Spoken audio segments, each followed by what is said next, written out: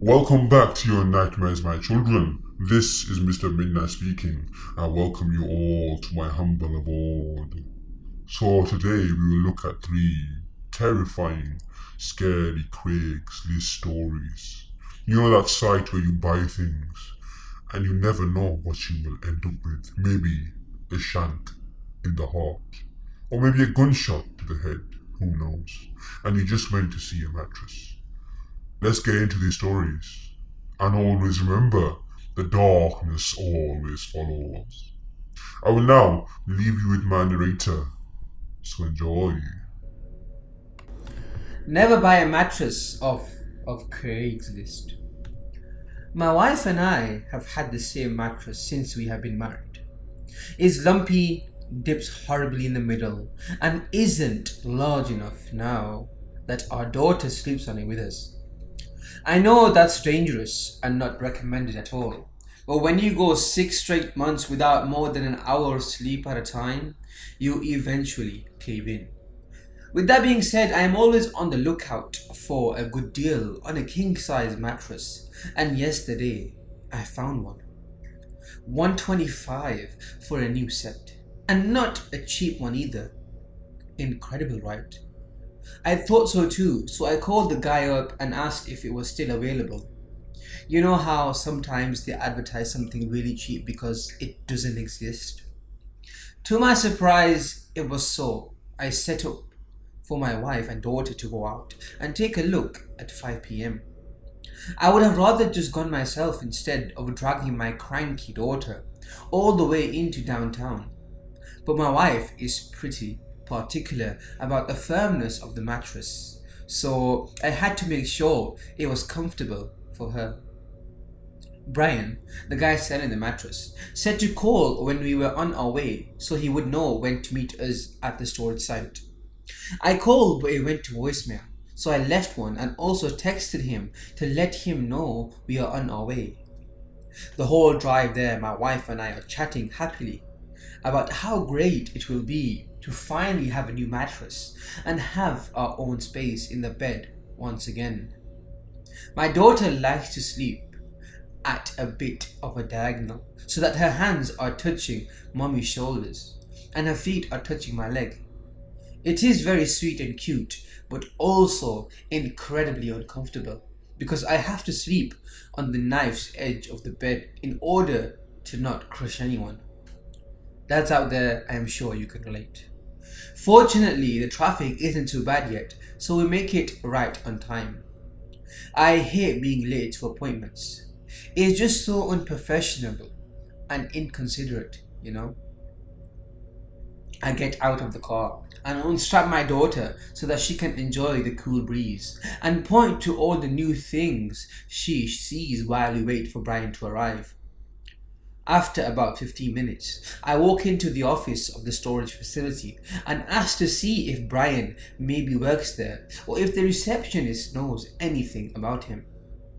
She told me that he works for a home staging company for when people try to sell their homes. That is why we can buy the mattress so cheap. It is unpackaged and set up so they can't resell it in a store. She assured me he was a great guy and was probably just running late due to traffic.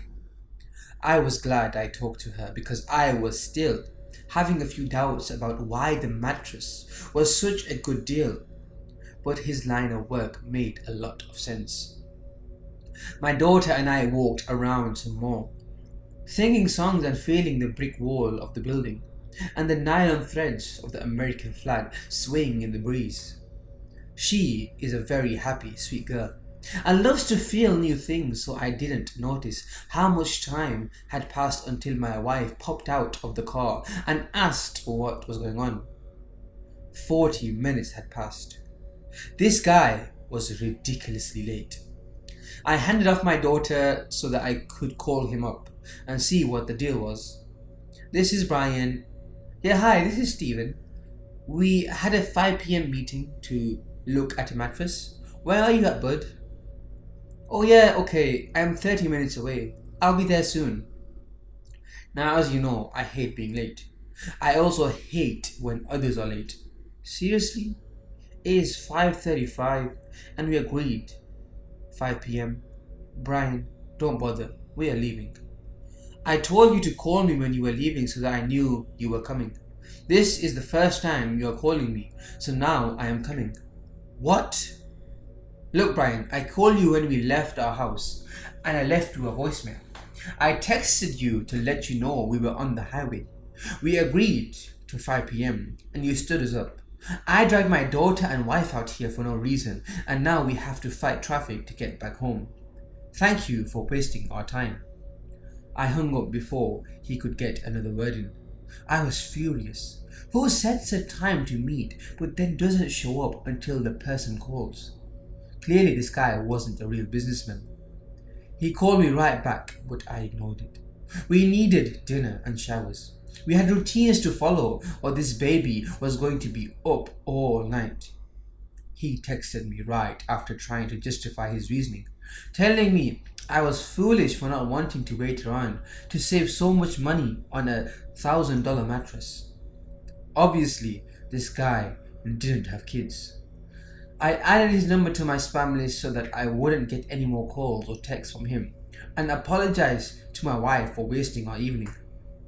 I work 2 jobs to make enough for the bills, and we don't have much time together as a family. I feel like a bit of a failure. My wife always reassures me, thanking me for working so hard. Still, I can't shake the sadness I feel when I come home late and barely get to spend any time with them. So I was extra frustrated with Brian for wasting one of my only free evenings. Of course, traffic was awful heading back out of downtown, and there were 2 car accidents because why not add insult to injury? My daughter was starting to get fussy, so I was singing all her favorite songs and making silly faces to keep her occupied. It took over an hour to get home, but once we hit the driveway, everything was forgotten and we all smiled. Home at last.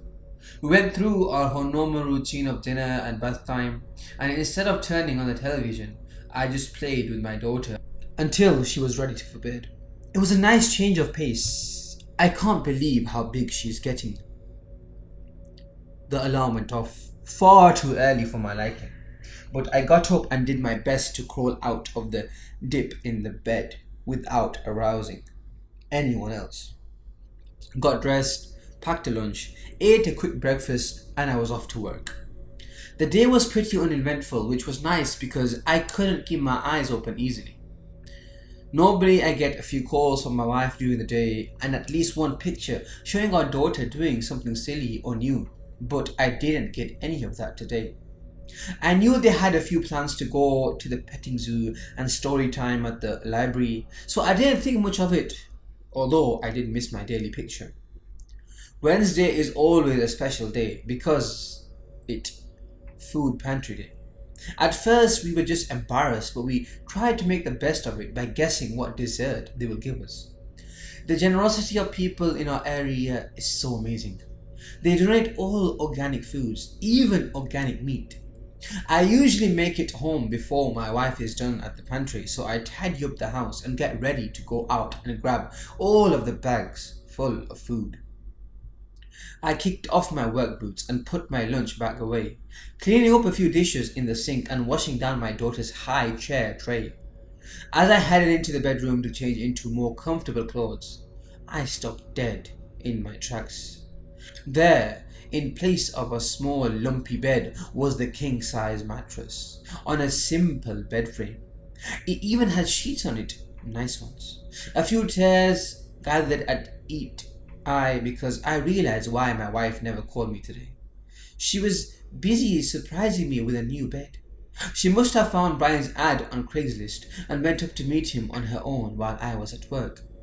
What a wonderful woman she is. On the bed was a small white card. I rushed over to it, flopping onto the bed and taking the card in my hand to read. Dear Stephen, I hope you like the mattress. Don't worry about payment. I already took what I needed. Brian. What the hell? I sprang up off the bed and went to my phone, calling my wife. No answer. No problem.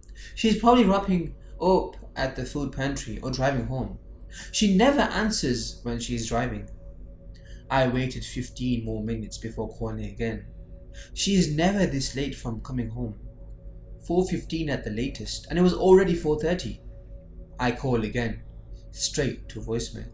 I try not to panic, try to let my imagination run wild, but I couldn't help it. Was she in an accident? Is she stuck in traffic? Please answer. After another 20 minutes and no response from her, I drove over to the food pantry and found the managing volunteer just before they closed up for the night. Hey Terry, was my wife here today? Oh hi Stephen. No, she never came today. I was a bit surprised myself, but I thought maybe you finally found a better job and didn't need to come anymore. I drove home much faster than the law or safety would dictate, praying that her car would be in the driveway, but it wasn't. I tried calling one more time with no luck. Sprinting around the house, I searched for anything strange or missing. That is when I noticed the picture frame on our nightstand. The picture was torn down one side, leaving just me. Tears started flowing down my face, coating my phone as I dialed 911. Just a quick update answer of various questions from the comments. First, thank you all for your concern. The local police and I are doing everything we can to try and locate my family. I will let you know as much as I hear anything positive or negative regarding the case. Secondly, I understand that CL can be shady. I have dealt many times with buying and selling without ever having an issue for many years. Please understand, I am in a difficult financial position right now, which is why I even looked around for a mattress on CL. We go to a food pantry every week, so yes, times are tough. I can only do what I can do. So far, we are unsure of how Brian found our home or got in. There was no signs of forced entry and no record of anyone calling or texting my wife. Her calling or texting anyone over the course of the day outside of actual contacts saved to her phone. She received no emails either. Our neighbors did not notice a moving truck or anything similar come by during the day, but obviously something had to have come by. Still no idea about that either. Update 2. The police have put out my wife and daughter's picture to try and get the word out. I went up to the storage facility to try and talk to the receptionist, but it was a new woman today. She looked up storage units owned by a Brian and there was not a single unit. Can you believe that? Over 1,400 units and not a single Brian. I mean, it's a common name. I feel like something is getting covered up, so I'm coming back later to snoop around on my own.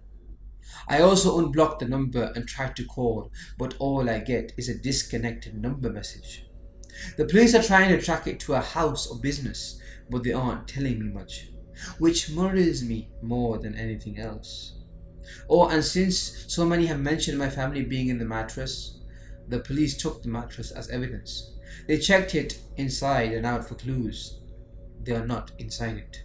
For those asking for some proof, since the police took most of it, I only had a chance to snap a picture of the notes and torn picture. 2. So like I said in my first post, I unblocked Brian's number and tried to get in touch with him again, but it said it was disconnected. Of course, I gave the number to the police to try and track, but I have yet to hear any news from them, which is incredibly discouraging. They say you only have 48 hours to find a missing person, and I am approaching that number very quickly. I can't. I just can't lose my family. My wife is the sweetest, most loving and wonderful mother to our beautiful, vibrant daughter. I remember when she was born, and sorry.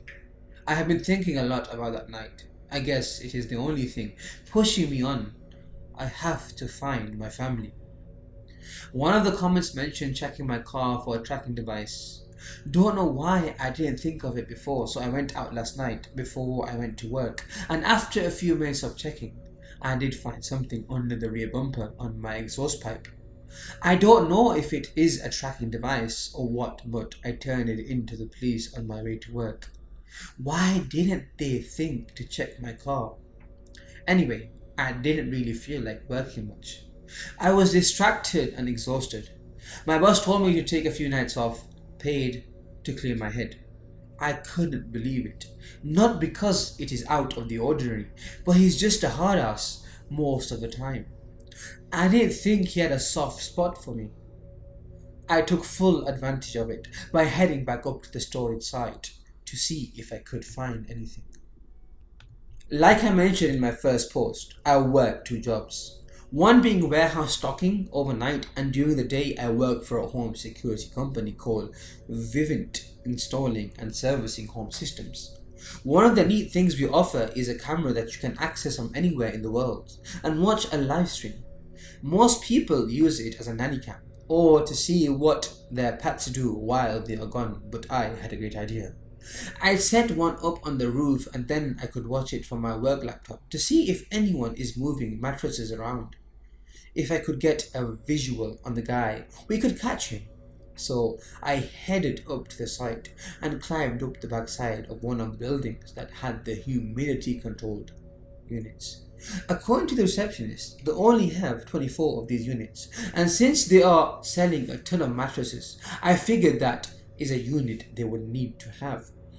There were cameras all over the place, so I couldn't get a perfect angle or see the whole row of units, but I was able to place it in such a way that I could see about 2/3 of them. Not ideal, but better than nothing. The camera is tiny, so I wasn't worried about anyone finding it, and I know it can run for over 6 months on a fresh battery. Since I don't have anywhere to sleep at home, I decided I just recline the seat in my car and tried to snooze a little while keeping an eye on the footage. Now, I know a lot of you are probably thinking, there is no way Brian is ever coming back to that place. And while I agree with you, what else can I do? I have to have hope, to believe they are still alive and unhurt. It is the only thing keeping me going. I am sure you can understand that. I must have actually fallen asleep because the train horn startled me and I jerked up, knocking the laptop off my lap. The train was moving pretty slowly, even slower than most around here, and there was a van and a few cars waiting at the crossing. It took a moment to remember where I was and rub the sleep out of my eyes. It was 3 a.m. I rewound the footage in triple speed to see if anyone had shown up during the hour and a half that I was laying there, and only 20 minutes before, a 15-passenger van showed up just inside the frame of the camera. It was hard to tell, but I am pretty sure it was the receptionist that was there the day we came to buy the mattress. Two guys were holding mattresses out of the back of the van and into one of the units. I started to get excited. I found him. Then I got sick to my stomach. From inside of the unit came 5 women, most of them older, but one was pretty young. And I couldn't see their faces because of the distance from the camera, but I could see that they were changed together and gagged with something.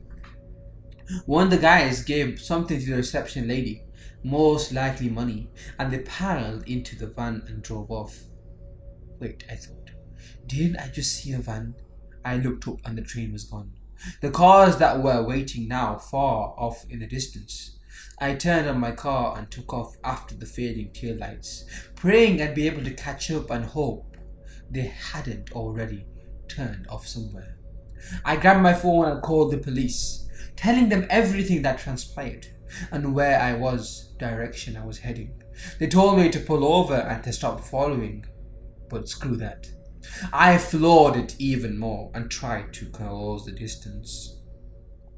Pretty soon I heard sirens from several different directions, but I had lost sight of the van, or maybe never had sight of it. When I finally caught up to the tail lights I was chasing, they belonged to a Corolla or something. About that time, my phone went off. It was the police. They had found the van. I drove my way over, only a few blocks east of where I was, hoping for good news. When I got there, they had 2 men in cuffs in the back of a squad car, which left soon after. 5 women were laying on gurneys, being tended to by medical staff, but none were my wife or daughter. I was relieved, happy, thankful that they were safe, but also devastated. Where was my family? after interrogation, or whatever of the men and the women that were saved, it was determined that they would have been sold as slaves. Human trafficking. The police are still looking for my family, of course, but they aren't acting very positive about the whole thing. I just left my day job because my boss caught me still watching footage of the unit and told me to just go home. I know it sounds stupid, but what else can I do? I can't eat or sleep, or even think without feeling the need to vomit. My family, slaves, sold to some freak that will do God knows what to them. My 11-month-old daughter, so beautiful, so innocent. Daddy is going to find you. Update.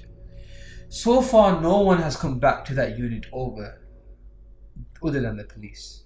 I watched them drag everything out, sick to my stomach. I watched their cars drive off full of evidence. Everyone seems to have vanished that was connected to this aside from the 2 guys that were arrested. They haven't given up any information from what the station is telling me. I don't know why, but I started to browse Craigslist again to see if any new ads were put up similar to the one I had responded to. I didn't find anything, but I remember a few stories I'd heard about the deep web, dark web, and how human trafficking goes down on those sites. I dove headfirst into that oval area of cyberspace, trying to find anything that could help me find my family. The things I found only made me that much sicker and more worried about my family. Who could do such things to fellow human beings? I know we are in a sick, confused world, but I will just stop there. I don't want to upset anyone by the things I saw. After an hour of searching, I was about to give up when I found something hosted by BMK. I had seen it before and passed it by, but looking at it again jogged my memory. The only reason it stood out to me at all is because of the CL ad. Brian had called himself the Mattress King. It is a pretty standard claim, to be fair, but I didn't think I could pass up an opportunity, even if it wasn't him. I responded to it with an old email I hadn't used since probably high school and got a response almost immediately. 5,000 cash for a female, 4,000 for a male, discounts for age, an address to meet at and a time. When I plugged the address in, I was surprised to see how close it was to the storage facility. One of your comments was right. They kept operations close. Obviously, I don't have the cash, but I have a gun. What Midwesterner doesn't? I'm on my way right now. I don't want to be late. Final update. So, as I said, I like being early, and I figured my old pal Brian would be late to this arrangement. I got there an hour ahead of time to scope out the place and find a good spot to take him out. I found a nice loft where I could overlook the big open factory floor. I parked my car a ways away at a thrift store parking lot and walked to it with a guitar case, hiding my .22. I guessed they would probably have a few people out front, waiting for me to come in, and Brian inside with the lineup of women. Fortunately, I guessed correctly. A total of 6 armed people showed up, 4 taking position somewhere outside. Brian and the receptionist stood inside with 20 women. My heart skipped a beat when I saw my wife among them. I almost cried out right then and there, but I stifled it in time. I took careful aim and busted Brian's knee with the first shot. I'm assuming he went into shock because he dropped a late that morning for the entirety of my visit. My next shot took out the receptionist as she ran. The girls started screaming right away, obviously not knowing what was going on. A guy from outside came in, but I was already back outside on my way down. I have never been happier than right then about my granddad forcing me to go hunting every year and earn my dinner. It was paying off. It was then that I called the police. I waited until sirens were nearing before I shot the next 2 guards in the leg, suffering for your sins. I made my way inside and used one of the guards' handguns to finish Brian and the other guy with him. After I let him see my face, I don't think my wife even noticed me until I put my hand on her face. I'm not sure where the last one ran off to, but he didn't bother us as I unlocked the woman and hugged my wife. Where's my baby? Is she okay? She just shook her head. We cried, oblivious to the police filtering in. Trust the men on Craigslist. If you're going to judge me for meeting a stranger on Craigslist, I'd prefer that you stop reading right now. I live with enough internal judgment as it is. I was 20, I had a used 1999 blue-green Toyota Corolla, social anxiety, and 1913 in my bank account. That's $19.13. It was the first semester of my junior year at Carleton College, and there were half a dozen get-togethers every weekend that I was running out of excuses to avoid. So I decided that babysitting would be the perfect way to spend my Friday nights. The thought of spending my weekend nights all alone studying while making $9 an hour soothed my neurons more than I could possibly say. Don't judge me, you don't know my life. So when I found Amy on Craigslist, everything seemed perfect. Chloe was 5, Evan was in his terrible 2s, get it? After a week of email and text exchanges, I felt like I really knew her. She was 33 years old and a stay-at-home mom who was itching to get back into the workforce. You're perfect, she had disclosed several times via text. Nothing seemed sketchy, and if you can't make a leap of faith at least once in a while, doesn't that make for a miserable and empty existence? I was the consummate professional. I had a pantsuit and everything. Yes, I was wearing Converse to a job interview, but it was kid-friendly, and I was ready to charm the shit out of those bloody kids. I pulled the Corolla in front of the house 7:30 p.m. for the 8 p.m. interview, then sat and stared out the windshield for 20 minutes before walking in 10 minutes early because, the anxiety. It was already dark by that time in the Minnesota October, and I slipped my way up the frozen cement walkway in an oversized parka and mittens. I rang the doorbell with my thumb and waited. As I watched my breath rise up in plumes, I imagined all the bad things that might be happening behind that door. I couldn't help it. I was relieved when it finally opened and extremely tense when it wasn't Amy. Unless Amy was a baby-faced man-child with a creepy smile. He stared at me, pale-faced, for several awkward seconds. Then his eyes started to gravitate past my neck and towards my chest. I stated awkwardly. His eyes snapped back up to mine and he offered a delighted smile. Come on in, Amy, she's my aunt. And she's in the back with Chloe and Evan. I watched the steam rise in front of me as I breathed a sigh of relief. He knew everyone's name. That meant he could be trusted, right? I walked into the house, past the staircase, and he snapped the door shut behind me. It was a pretty nice place, to be honest. He walked past me deeper inside without offering to take my coat. I waited for a beat, then took it off, looked around and left it on the floor. I really didn't want to inconvenience anyone by asking where I should put it. I kept the mittens on because my pantsuit had no pockets. Trotting quickly, I followed him into the kitchen. We went through and came out into the living room where he sat down on the couch. He patted the cushions next to him. I froze in place at the thought of sitting next to a stranger. After an uncomfortable silence, I finally addressed the stranger, which I hate doing. So, will I be meeting the kids tonight? I paused because I thought I'd be meeting the kids tonight. I was an eloquent speaker. Amy wants you to interview me, he said in a voice that tried to be smooth but was just creaky. He licked his lips. I have to pee, I announced chippily. Which way? The man-child looked genuinely confused. It's a room with a toilet in it. This raised an alarm. One of the very uncomfortable things about social anxiety is knowing that there is sometimes legitimate anxiety that needs to be separated from things that my friends see to placate me. Do you know that feeling you get when you're about to encounter an ex who you've told all over but not really? For the first time in months, knowing that he'll be showing up with another woman, combine that with looking over the edge of a 3-story roof while watching a kid face plant on a concrete and knocking out his front teeth. That's the level of anxiety that consumes me when I can't control it. I couldn't control it in that moment.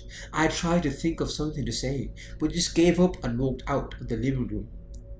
The bathroom is the sanctuary of the anxiety stricken, so I darted my face all around the house in search of one. My eyes landed on a hallway lined with photos, so I headed in that direction with the hopes that it would lead me out of sight. I was walking through the hallway when I stopped. The photos on the wall were all of the same family. They didn't look much like the man-child at all. A couple who looked to be in their 60s was featured in every one. They were probably 20 years past childbearing age, with flecks of white in their hair. Both were thin and black, which stood in stark contrast to the round-faced, pale man-child in the living room. 3 children appeared in various photos with them, all of whom were in their late teens. I thought about the living room. There were no toys. Chloe is 5. I looked to the blank white fridge. There were no drawings stuck to its surface. Even is 2. There was no baby gate at the staircase. You are perfect. And that's when my anxiety went into overdrive. I would have had to go past the living room to exit through the front door, so instead I turned and trotted down the hall. I thought that I heard Manchild stand up, but I wasn't interested in sticking around long enough to find out how much of it was my own imagination.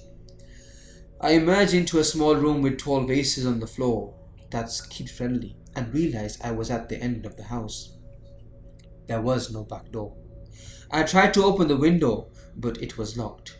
I fumbled with the hitch. I couldn't use my fingers with the mittens binding them, and was unable to open it. My panicked mind told me I don't have time to take off the mittens, while I definitely heard a man-child walking through the house, and I finally grasped the hitch, and it slowly spun around until the window was unlocked, and I pushed and pushed and pushed until it finally opened in a whoosh of cold air. I climbed into the frosty night, but my Converse caught something on the way out. I don't know if it was the sill or if it was a hand. I tumbled on the ground, lay still for half a second, and scrambled to my feet. This was the backyard. I was still far away from my car. Shiz. I ran around the side of the house, trying to stay quiet. Instead, I knocked over a trash barrel. A cat screamed, "Damn it!" As I moved forward, the crawl began to emerge in the distance, and I started running towards it. That was a mistake. Man, was that ground icy. Who knew that a tailbone could hurt so much when it hit the floor? I got up and walked briskly, my feet sliding every which way along the frozen concrete as I approached my car. My hands were rattling from cold, nerves and pain. I tried to get my key through the lock, but it wouldn't go in. Tears streaming. I pinched the tip, aimed it at the keyhole and forced it. Goddamn value edition crawler with no remote controls. I opened the door, threw myself in, started the car and peeled away without waiting for the engine to warm up. 3 blocks away, I was about ready to give myself permission to cry. The sensation of wrongness hit me then, but it took a second to understand why my spatial orientation was off. There wasn't supposed to be a head in the back seat, reflecting from the rear view mirror. I screamed and turned the car toward a tree. The crash wasn't bad, but the airbags deployed. Given the speed I'd been going, it didn't hurt any worse than my tin wall did. I pushed open the car, dropped to the ground, and threw up. Once my gut was clear, I sprinted into the woods and hid in the shadow. After 5 minutes had passed, I was about ready to admit that I'd imagined the head in the mirror. I stood up and took 1 step forward, when the rear driver's side door opened. I shadow stepped out, slammed the door behind it, and walked away down the road. 2 hours passed before the fear of hypothermia finally coaxed me from my hiding spot. I had left my parker in the house. I never told the police about the man in my car. Who would have believed me? Facing the inevitable skepticism was more than I could bear. I said that a cat had run in front of me and that I'd steered toward the tree in an attempt to avoid it. My anxiety had forced me to plan 10 contingency stories for the police if they asked too many of the wrong questions. In the end, though, they simply decided that my car was safe to drive, flipped their notebook into a pocket and left. I drove straight to my dorm room and stayed there until classes resumed on Monday. I peed in a Gatorade bottle because I was afraid to open the door. My borderline anorexia stormed past its threshold and I actually felt better skipping meals for 3 days. I told myself that it was better to keep secrets, that no one would believe me, that even if someone did, it wouldn't do any good, so there was no risk worth seeming crazier than I already was. It helped me to sleep at night for 13 days. At the end of October, a woman named Catherine Ann Olsen tried to meet Amy from Craigslist for a babysitting gig. Amy wasn't real, but Michael John Anderson was. He murdered Catherine when she arrived. He'd been planning it for some time. Michael will spend the rest of his life in jail, God willing. It's impossible to forgive myself for keeping my story a secret. The knowledge that I was so close to dying and saving someone else in doing so has set fire to every nerve in my body. I had to drop out of school. I was never able to drop back in. The night has shattered my life. Paranoia, fear, and guilt are as omnipresent as sound and light. In a way, I'll spend the rest of my life in jail too. I ordered my wife off of Craigslist. I ordered my wife a week ago from an engineering student named Jack. He'd posted an ad on Craigslist offering some exquisitive services and delivered her ready to use in a large cardboard box. Just a week later, she was everything I could have wished for. A sleek black chassis housed what must have been a flipload of processing power, liquid cooling, and a power supply that could electrocute an elephant. Her front contained a mechanical keyboard with red switches and a built-in high-resolution monitor. On top of being able to run the latest games on Ultra in 120 FPS, she also housed the latest advancements in artificial intelligence. I was surprised to pick her up for just 500 grand, but Jack needed the tuition money. "Take good care of her. She's my masterpiece," he'd said. The lights flickered in my house when I plugged her in. The screen came into life, revealing a smiling, pretty face with American features. She looked to be in her early 20s. "Hello," I typed. "My name is Jeff. I will be your new owner." A responding notification turned up on the screen. It flashed on and off about a minute before finally revealing, "Hello, Jeff. My name is Carla. I have a secret." We talked about college for a while and about how my father was overseas and I never got to see him. About my new stepmom who would probably steal my inheritance. Her responses got faster as we continued, so I figured she just needed to get warmed up. I plugged in the Ethernet cable and played a bit of Battlefront on my Carla, who watched me with that same winning smile. "I love you, Carla. Good night," I tapped before we went to bed. You all came back up almost immediately, in flash for a moment, before finally displaying, "You are in love." I scratched my head. "Did you mean we are in love?" I typed back, but got no response. I took a peek inside her code, but couldn't decipher much of anything. It had no documentation whatsoever, and was surprisingly short, only a few gigabytes. I called Steve to check it out in the morning.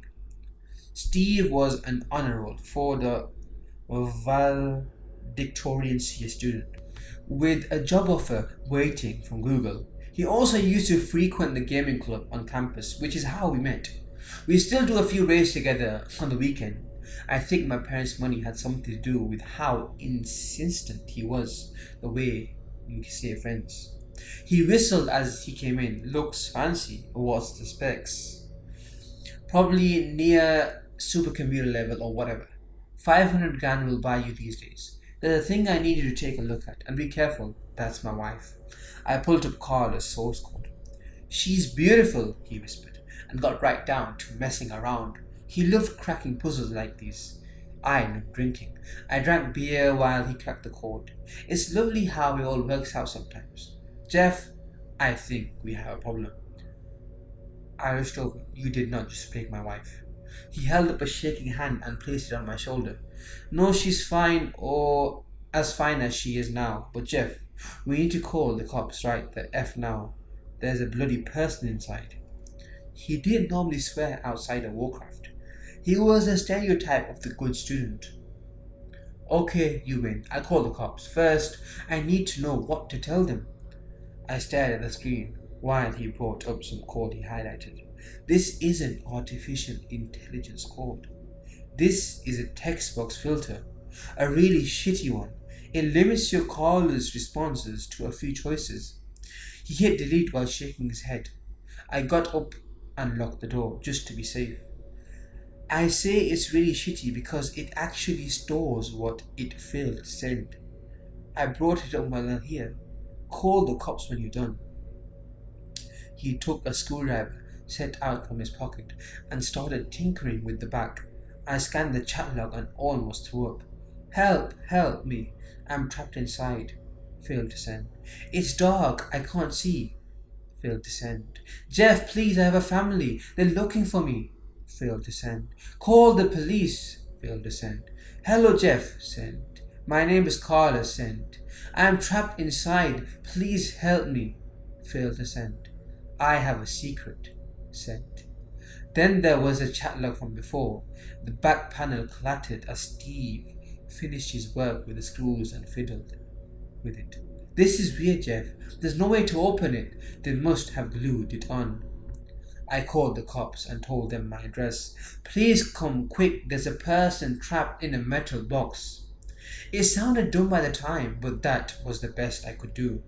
In the meantime, I printed the chat log for evidence. I guess I sounded rich enough that they showed up not 5 minutes later with the fire department and the jaws of life.